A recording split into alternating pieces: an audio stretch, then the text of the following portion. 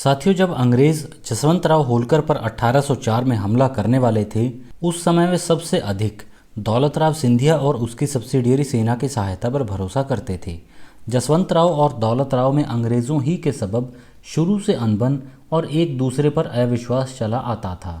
अंग्रेजों ने इस अविश्वास को बनाए रखने और उससे लाभ उठाने का सदा भरसक प्रयत्न किया, किंतु इस समय उनके सामने एक भारी कठिनाई यह थी कि दौलत राव सिंधिया भी उनसे संतुष्ट नहीं था। इस असंतोष का मुख्य कारण यह था कि जो संधि हाल में कंपनी और दौलत राव सिंधिया के बीच हो चुकी थी, अंग्रेज पग पग पर उसका उल्लंघन कर रहे थे। सबसे पहली बात यह थी कि उस संधि के अनुसार ग्वालियर का किला और गोहद का इलाका दौलत राव को मिलना चाहिए था, किंतु मार्क्वेस वेलेस्ली के इस इलाके पर बहुत पहले से दांत थे। उसने सीना जोरी करके इस इलाके को कंपनी के अधिकार में रखना चाहा। जनरल वेलेस्ली ने जनवरी सन 1804 से अप्रैल सन 1804 के बीच कई पत्रों में कंपनी के इस विश्वासघात को अत्यंत स्पष्ट शब्दों में स्वीकार किया है। मेजर मेलकम के नाम 17 मार्च को एक पत्र में जनरल वेलेस्ली ने लिखा था कि इस मामले में यदि न्याय के साथ विचार किया जाए तो जिस संधि को तोड़ दिया गया हो वह वैसी ही है जैसे कभी की ही नहीं गई हो। यदि इस सिद्धांत का उपयोग किया जाए तो मालूम होता है कि ये इलाके संधि से पहले सिंधिया ही के कब्जे में थे। सिंधिया ने संधि या किसी पत्र या समझौते के द्वारा ये इलाके हमारे नाम नहीं किए, इसलिए ये इलाके सिंधिया को ही मिलने चाहिए। नीति की दृष्टि से पिछले युद्ध में और सुलह की बातचीत करने में अनेक कठिनाइयों को मैं केवल इसलिए पार कर सका कि लोगों को अंग्रेज़ों के वादों पर एतबार था। साथियों, वास्तव में गोहद का राजा शुरू से सिंधिया का सामंत था।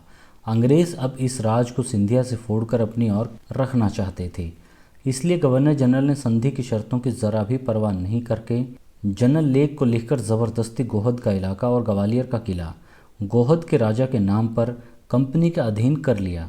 इस पर 13 अप्रैल सन 1804 को जनरल वेलेस्ली ने मेलकम को लिखा था कि मुझे इस सारे मामले में हद से ज़्यादा घृणा हो गई है। उस समय संधि से सब खुश थे, अब मालूम होता है कि सब पर लालच का भूत सवार हो गया है।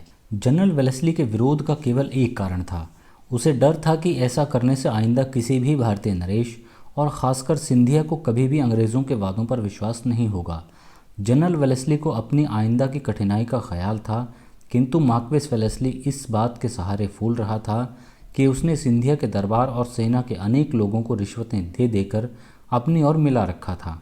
स्वयं जनरल वेलेस्ली ने 26 फरवरी सन 1804 को गवर्नर जनरल को सूचना दी कि सिंधिया के दरबार के ऊपर हमारा काबू इतना अधिक हो गया है कि यदि कभी सिंधिया कंपनी के साथ लड़ाई करेगा तो उसके सरदार और उसकी आधी सेना हमारी ओर आ जाएगी। दौलत राव सिंधिया अपनी असहाय स्थिति को समझता था, फिर भी वह बराबर ग्वालियर के किले और गोहद के इलाके दोनों के बारे में अपने न्याय युक्त अधिकार पर जोर देता रहा। साथियों, सिंधिया को अंग्रेज़ों से इस समय एक और ज़बरदस्त शिकायत थी। अहमदनगर का किला पिछली संधि के अनुसार अंग्रेज़ों को मिल चुका था, किंतु सिंधिया के कुमारकुंडा, जामगांव इत्यादि कई परगने अहमदाबाद में मिले हुए थे।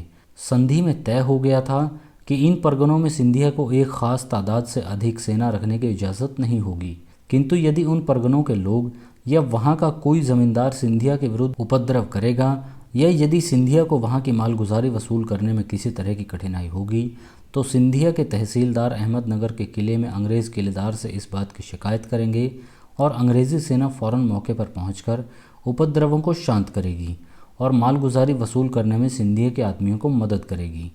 किंतु इसके विपरीत संधि के होते ही आसपास के भीलों और दूसरे लोगों ने अंग्रेज़ अफसरों के उकसाने पर महाराजा सिंधिया के इन परगनों पर धावा मारना और लूटमार करना शुरू कर दिया।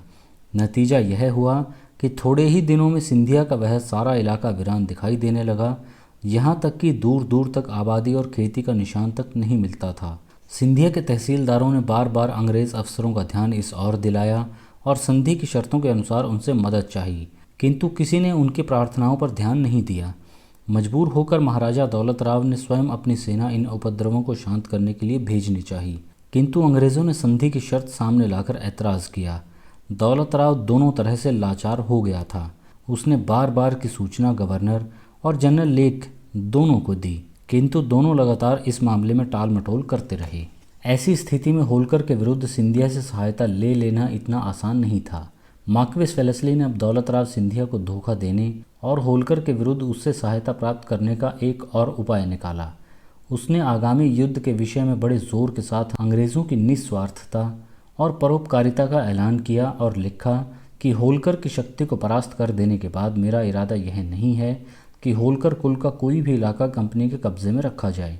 चांदौर और उसके माथत और आसपास का इलाका संभवतः पेशवा को दे दिया जाएगा। गोदावरी से दक्षिण की ओर होलकर के दूसरे इलाके दक्षिण के सूबेदार निज़ाम को दिए जाएंगे और होलकर के बाकी सब इलाके सिंधिया को दे दिए जाएंगे, बशर्ते कि सिंधिया जसवंतराव होलकर को परास्त करने में मदद दे। इतिहास लेखक जेम्स मिल ने बड़ी सुंदरता के साथ दिखलाया है कि मार्क्वेस वेलेस्ली का यह ऐलान केवल एक छल था, जिसका उद्देश्य यह था कि जसवंतराव के विरुद्ध सिंधिया अंग्रेज़ों को मदद दे। कुछ ही दिन पहले मार्क्वेस वेलेस्ली ने अपने इस नए युद्ध का उद्देश्य काशीराव होलकर का पैतृक राज्य अपहारी जसवंतराव होलकर से वापस लेकर काशीराव को दिलवा देना बतलाया था। किंतु अब इस नए बंटवारे की तजवीज़ में काशीराव का कहीं भी नाम भी नहीं लिया गया था। साथियों, खुशी से या लाचारी से या लोभ में आकर अंग्रेज़ों के कहने पर सिंधिया ने अपनी सेना जसवंतराव होलकर के मालवा प्रदेश पर हमला करने के लिए भेज दी थी। बापूराव सिंधिया और बैप्टिस्ट फिलौसे इस सेना के सेनापति थे। फिलौसे की सेना ने होलकर के आष्टा, सीहोर, भिलसा इत्यादि स्थानों पर कब्जा भी कर लिया। होलकर से युद्ध शुरू हो गया था। साथियों, युद्ध शुरू होने के बाद की घटनाओं को मैं आपके सामने अगली वीडियो में रखूँगा। फिलहाल इस वीडियो में सिर्फ इतना ही। अगली वीडियो में आपसे फिर मुलाकात होगी। नमस्कार।